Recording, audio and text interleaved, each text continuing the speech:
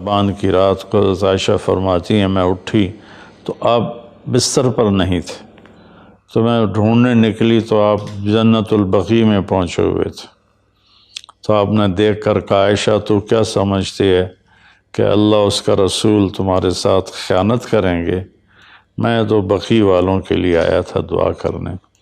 پھر آپ نے فرمایا آج کی رات وہ رات ہے جس میں اللہ تبارک و تعالی بنو کلب ایک قبیلہ ہے جن کے پاس بھیڑ بکریاں بہت زیادہ تھیں، کہا عائشہ جتنی بنو کلب کی بھیڑ بکریوں کے جسم پر بال ہیں ان بالوں کی تعداد کے برابر اللہ تعالیٰ اپنے بندوں کو مغفرت فرماتا ہے، جہنم سے خلاصی فرماتا ہے۔ اس پر شب برات اور شب مغفرت علماء نے اس کا نام رکھا، میرے نبی کی زبان سے یہ نام نہیں نکلا۔ تو اس کی یہ فضیلت ہے کہ اس میں اللہ تعالیٰ کی طرف سے بخشش کا نزول ہوتا ہے۔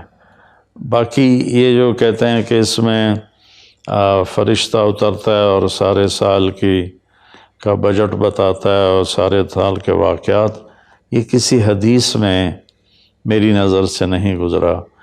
سورہ دخان میں فیہا یفرق کل امر حکیم کا جو آیت آتی ہے تو اس سے پہلے کی آیت شب برات کی نفی کرتی ہے، انا انزلناہ فی لیلۃ مبارکۃ، کہ ہم نے اس سے مبارک رات میں اتارا قرآن پاک۔ تو قرآن پاک تو لیلۃ القدر میں اترا ہے، تو اگر کوئی کسی قسم کے اعلانات ہوتے ہیں تو پھر شب قدر میں ہوتے ہیں، اس رات میں نہیں ہوتے۔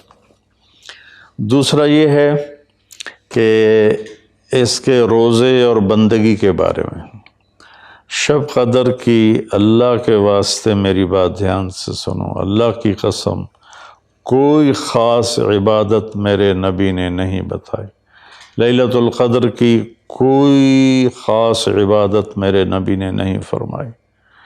حضرت عائشہ رضی اللہ عنہ نے پوچھا یا رسول اللہ اگر مجھے لیلۃ القدر نصیب ہو تو میں کیا کروں؟ کہا یہ دعا پڑھو، اللہم انک عفو تحب العفو فاعف عنی، اللہ تو معاف کرنے والا ہے، معافی کو پسند فرماتا ہے، مجھے معاف فرما۔ تو میرے نبی کی عبادت وہی 11 رکعت تہجد کے نوافل تھے، چاہے وہ شب قدر تھی، چاہے وہ شب برات تھی، چاہے وہ شب جمعہ تھی۔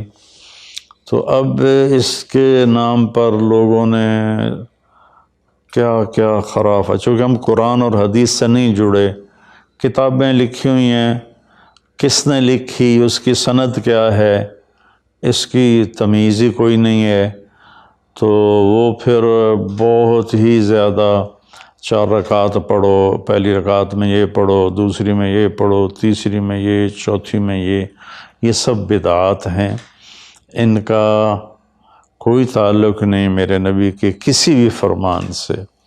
میرے نبی نے صرف عبادت کا فرمایا ہے، عبادت تو شب قدر میں بھی کوئی خاص عمل نہیں۔ اور دوسری بات یہ کہ اگر آپ نے عبادت کرنی ہے تو مسجد نہیں گھر، مسجد نہیں گھر، مسجد نہیں گھر۔ میرے نبی نفلی بندگی گھر میں ادا فرماتے تھے۔ اب شب برات میں صلاۃ تسبیح کی جماعت ہو رہی ہوتی ہے، یہ کتنی بڑی نادانی کی بات ہے۔ نفلوں کی تو جماعت ہی نہیں ہوتی، تو یہ صلاۃ تسبیح کی جماعت کروا رہے ہوتے ہیں۔ نفلی عبادات کے بارے میں اللہ کے نبی کا طریقہ گھر میں پڑھنا ہے، اور اللہ کی طرف سے بھی ہمیں جو اشارہ ملتا ہے فَاذْكُرِ اسْمَ رَبِّكَ وَتَبَتَّلْ إِلَيْهِ تَبْتِيلًا، اپنے اللہ کو خوب یاد کریں اور لوگوں سے کٹ جائیں بالکل، اور سب سے کٹ کے آپ اپنے رب کو یاد کریں۔ وَمِنَ اللَّيْلِ فَتَهَجَّدْ بِهِ نَافِلَةً لَكَ عَسَىٰ أَن يَبْعَثَكَ رَبُّكَ مَقَامًا مَحْمُودًا فَإِذَا فَرَغْتَ فَانصَبْ وَإِلَىٰ رَبِّكَ فَارْغَب۔ ان ساری آیات کا خلاصہ یہ بنتا ہے کہ نفلی عبادات سنتیں بھی ہوں گھر میں پڑھو، اور خاص طور پر جو ایسی راتوں کی عبادت ہوتی ہے، مسجدوں میں اکٹھے ہونا اور اس رات میں جھنڈیاں لگانا، پھر آتش بازی کرنا، یہ آتش بازی تو بالکل ہی اسراف ہے اور خرافات ہے۔ تو میری گزارش ہے کہ میرے نبی کی جو سنت ہے، آپ نفلی بندگی عبادات اپنے گھر میں فرمایا کرتے تھے۔